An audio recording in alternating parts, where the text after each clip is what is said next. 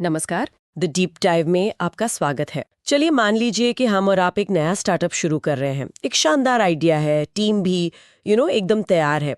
लेकिन जैसे ही पहला लेन देन होता है, सबसे पहला और बुनियादी सवाल सामने आता है। हम अपने हिसाब किताब का रिकॉर्ड कैसे रखें? क्या हम बस एक डायरी में सब कुछ लिखते जाएंगे या फिर कोई ज्यादा व्यवस्थित, कोई ज्यादा साइंटिफिक तरीका अपनाएंगे? आज हम इसी सवाल की तह तक जाएंगे। हमारे पास जो नोट्स हैं वो प्रतियोगी परीक्षाओं की तैयारी करने वालों के लिए हैं और हमारा मिशन है इन कॉन्सेप्ट्स को रटना नहीं, बल्कि उनके पीछे की जो सोच है उसे समझना। हम मुख्य रूप से दो बड़े सवालों पर ध्यान देंगे। पहला, हिसाब रखने के सिस्टम क्या है, यानी डबल एंट्री सिस्टम बनाम सिंगल एंट्री सिस्टम। और दूसरा, किसी लेन देन को अपनी किताबों में लिखना कम है, मतलब कैश बेसिस बनाम अक्रूअल बेसिस ऑफ अकाउंटिंग। चलिए इस उलझन को सुलझाते हैं।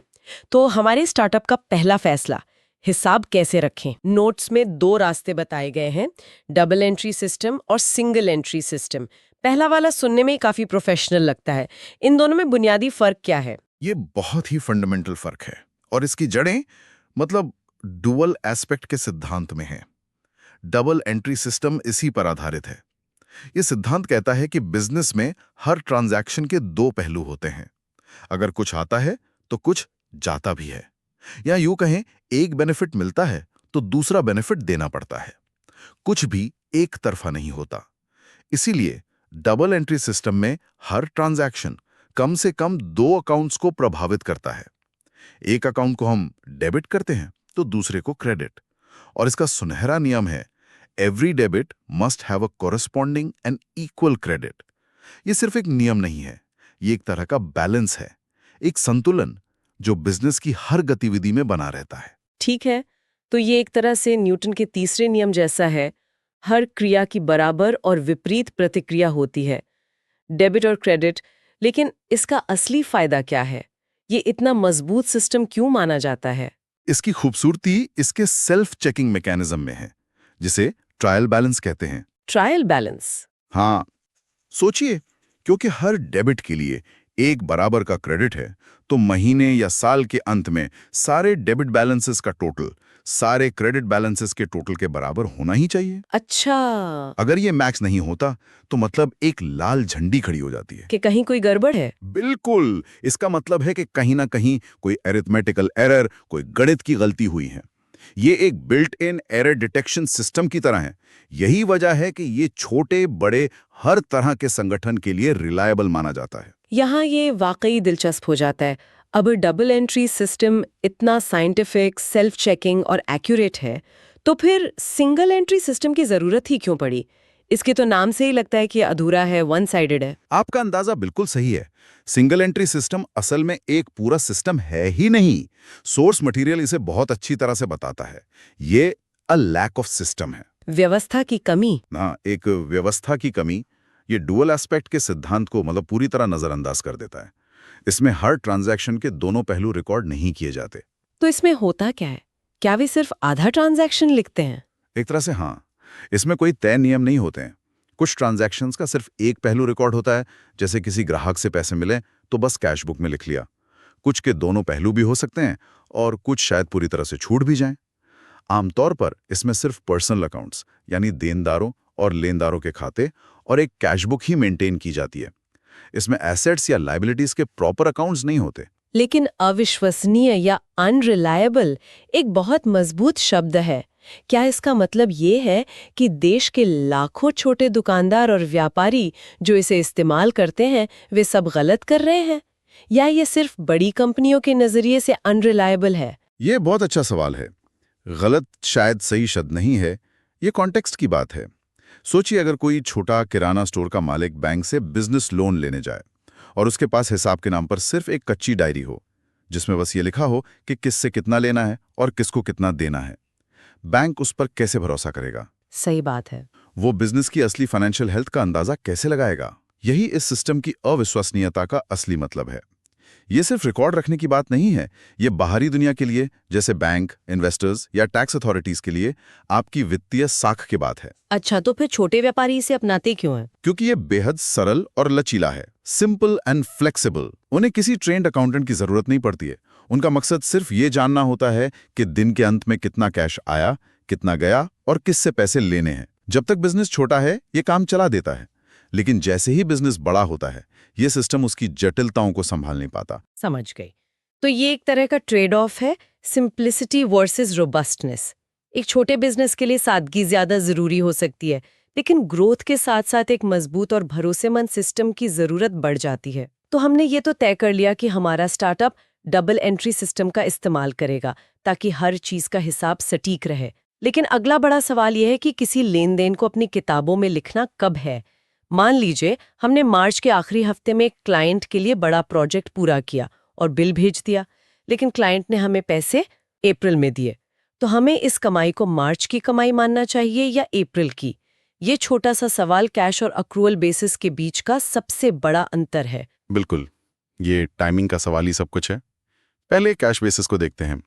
जैसा कि नाम से ही पता चलता है, ये पूरी तरह से कैश के आने जाने पर आधारित है।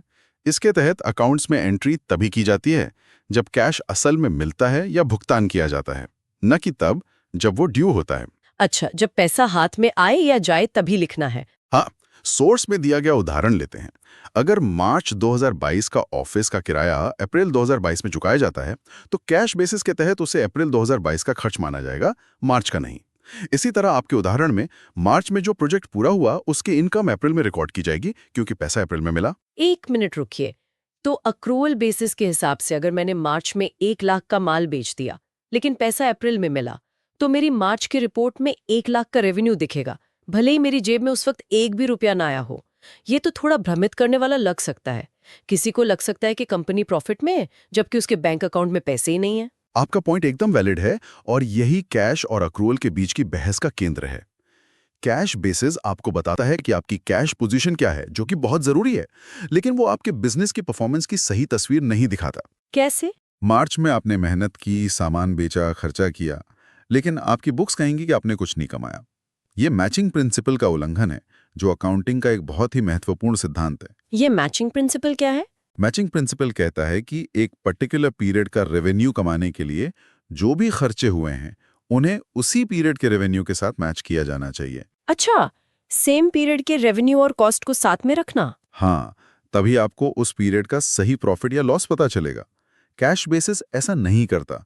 वो मार्च के खर्चों को अप्रैल की इनकम से मैच कर सकता है, जिससे पूरी तस्वीर गड़बड़ा जाती है। तो इसका मतलब अक्रूवल बेसिस इसी मैचिंग प्रिंसिपल को फॉलो करता होगा? एग्जैक्टली। अक्रूवल बेसिस ही ज्यादातर कारोबारों द्वारा इस्तेमाल किया जाने वाला स्टैंडर्ड है। खासकर कंपनीज एक्ट के तहत तो ये अनिवार्य भी हैं।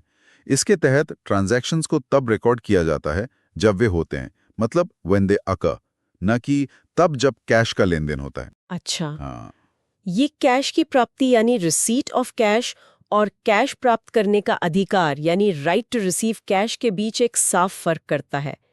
जिस दिन आपने सामान बेच दिया और बिल बना दिया, उसी दिन आपको पैसा पाने का कानूनी अधिकार मिल गया, तो रेवेन्यू उसी दिन रिकॉर्ड हो जाएगा, भले ही पैसा बाद में आए। हाँ। इसी तरह कैश का भुगतान और भुगतान करने की कानूनी बाध्यता यानी लीगल ऑब्लिगेशन टू पे के बीच भी फर्क होता है। जिस दिन आपने कोई सेवा ले ली, उसी दिन आप पर भुगतान करने की बाध्यता आ गई, भले ही आप पेमेंट 1 महीने बाद करें, खर्च उसी दिन रिकॉर्ड होगा। तो अक्रूवल बेसिस एक ज्यादा सच्ची और पूरी तस्वीर देता है बिजनेस की परफॉर्मेंस की। लेकिन जैसा मैंने पहले कहा, क्या इससे प्रॉफिट को मैनिपुलेट करने यानी बढ़ा चढ़ाकर दिखाने का खतरा नहीं बढ़ जाता? कंपनियां सिर्फ बिल बनाकर रेवेन्यू दिखा सकती हैं, जबकि वो पैसा शायद कभी आए ही ना। ये अक्रूवल बेसिस की एक संभावित कमी है और अकाउंटिंग की दुनिया में एक बड़ी चुनौती भी। इसीलिए प्रोविजन फॉर बैड डेट्स जैसे कॉन्सेप्ट्स बनाए गए हैं, ताकि जो पैसा आने की उम्मीद नहीं है उसे पहले ही प्रॉफिट से हटा दिया जाए। लेकिन हाँ, अक्रूवल बेसिस आपको एक पीरियड की प्रॉफिटेबिलिटी की सही तस्वीर देता है, जबकि कैश फ्लो स्टेटमेंट आपको बताता है कि असल में कैश कहां से आ रहा है और कहां जा रहा है। तो दोनों को साथ में देखना जरूरी है। बिल्कुल, एक मजबूत फाइनेंशियल एनालिसिस के लिए दोनों को साथ में देखना जरूरी है। ठीक है, तो अब तक हमने कैसे सिंगल वर्सेस डबल एंट्री और कब कैश वर्सेस अक्रूवल रिकॉर्ड करना है ये समझ लिया। लेकिन नोट्स में एक और बहुत ही दिलचस्प सिद्धांत का जिक्र है। ये सिद्धांत कहता है कि किसी लेन देन की आर्थिक सच्चाई उसकी कानूनी शक्ल से ज्यादा मायने रखती है। अंग्रेजी में इसे सब्सटेंस ओवर फॉर्म कहते हैं। ये क्या है? ये अकाउंटिंग के सबसे परिपक्व और मतलब महत्वपूर्ण सिद्धांतों में से एक है। यह एक सवाल उठाता है कि क्या हमें किसी ट्रांजैक्शन को उसके कानूनी दस्तावेजों लीगल फॉर्म के आधार पर रिकॉर्ड करना चाहिए या उसकी वास्तविक आर्थिक सच्चाई इकोनॉमिक रियलिटी के आधार पर। यह सिद्धांत साफ कहता है कि हमें आर्थिक सच्चाई यानी सब्सटेंस को कानूनी कागजों यानी फॉर्म पर प्राथमिकता देनी चाहिए। अच्छा। अगर फाइनेंशियल स्टेटमेंट्स को बिजनेस की ट्रू एंड फेयर व्यू दिखानी है तो यह बहुत जरूरी है। क्या इसका कोई ठोस उदाहरण दे सकते हैं? क्योंकि ये सुनने में थोड़ा एब्स्ट्रैक्ट लगता है। जरूर, सोर्स में ही एक बहुत अच्छा उदाहरण है। मान लीजिए एक कंपनी ने दूसरी कंपनी को एक बड़ी बिल्डिंग बेच दी। सारे अधिकार और हित मतलब रिस्क्स एंड रिवॉर्ड्स ट्रांसफर हो गए हैं। खरीदने वाली कंपनी ने उसका इस्तेमाल भी शुरू कर दिया है। लेकिन किसी वजह से सरकारी रजिस्ट्री या कानूनी कागजी कार्रवाई अभी पूरी नहीं हुई है। तो कानूनी तौर पर इन फॉर्म बिल्डिंग अभी भी बेचने वाले के नाम पर है। बिल्कुल, लेकिन आर्थिक सच्चाई इन सब्सटेंस क्या है? कि सौदा हो चुका है। हाँ, सच्चाई ये है कि सौदा हो चुका है। खरीदने वाले के लिए ये एक एसेट एक्विजिशन है और बेचने वाले के लिए ये एक डिस्पोजल है। तो सब्सटेंस ओवर फॉर्म सिद्धांत के अनुसार दोनों कंपनियां इसे अपनी बुक्स में इसी तरह रिकॉर्ड करेंगी, भले ही रजिस्ट्री बाद में हो। समझ गए। अगर वो सिर्फ कानूनी फॉर्म का इंतजार करते तो उनकी फाइनेंशियल स्टेटमेंट्स उस पीरियड की सही तस्वीर नहीं दिखाई थी। ये तो बहुत तार्किक लगता है। क्या इसका कोई और उदाहरण है जहां ये सिद्धांत लागू होता हो? हाँ, एक और क्लासिक उदाहरण है लीजिंग का। लीजिंग? हाँ, मान लीजिए एक एयरलाइन कंपनी एक हवाई जहाज 20 साल के लिए लीज पर लेती है। कानूनी रूप से एयरलाइन उस जहाज की मालिक नहीं है, मालिक तो लीजिंग कंपनी है। ये हुआ फॉर्म। ठीक है। लेकिन सब्सटेंस क्या है? उस 20 साल की अवधि के लिए उस जहाज के लगभग सभी आर्थिक फायदे और जोखिम एयरलाइन के पास हैं। वही उसे उड़ाएगी, वही उसका रख रखाव करेगी और उससे पैसे कमाएगी। तो असलियत में तो वो जहाज उसी का हुआ उन 20 सालों के लिए। बिल्कुल। तो सब्सटेंस ओवर फॉर्म के तहत कई अकाउंटिंग स्टैंडर्ड्स ये कहते हैं कि एयरलाइन को उस जहाज को अपनी बैलेंस शीट में एक एसेट के तौर पर दिखाना चाहिए और लीजिंग कंपनी को दिए जाने वाले पेमेंट्स को एक लायबिलिटी के तौर पर दिखाना चाहिए। ये बिजनेस की असलियत को बेहतर तरीके से दर्शाता है। तो इस सब का क्या मतलब है?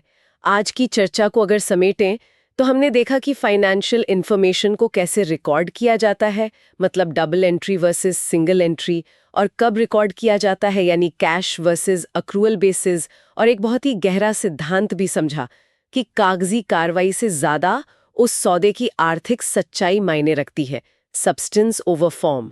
ये सब अकाउंटिंग की नींव के पत्थर जैसे हैं जो तय करते हैं कि किसी बिजनेस की वित्तीय इमारत कितनी मजबूत और पारदर्शी होगी। संक्षेप में कहें तो सिस्टम और बेसिस का चुनाव इस बात पर गहरा असर डालता है कि किसी भी बिजनेस की वित्तीय स्थिति कैसी दिखती है और उसे बाहरी दुनिया कैसे देखती है। डबल एंट्री और एक्रूअल बेसिस एक ज्यादा पूरी, सटीक और तुलना करने योग्य तस्वीर देते हैं, इसीलिए ज्यादातर संगठनों के लिए यही मानक हैं। जबकि सिंगल एंट्री और कैश बेसिस अपनी सरलता के कारण छोटे स्तर पर, खासकर जहां औपचारिक रिपोर्टिंग की जरूरत कम होती है, वहां मौजूद हैं। इस पूरी बातचीत से एक विचार सोचने पर मजबूर करता है। सोर्स कहता है कि सिंगल एंट्री सिस्टम अविश्वसनीय है और सिस्टम की कमी है। फिर भी लाखों छोटे बिजनेस इसे इसकी सरलता के लिए इस्तेमाल करते हैं।